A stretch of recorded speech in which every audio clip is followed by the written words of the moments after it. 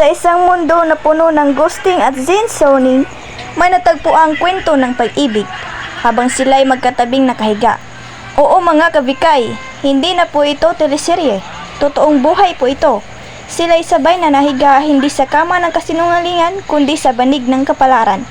Habang mahimbing na natutulog si ate, si kuya naman todo effort. Hindi para gisingin siya kundi para lang haplusin ang kanyang buhok. Pahaplos sweet feelings. Ano ba to? Hair care or heart care?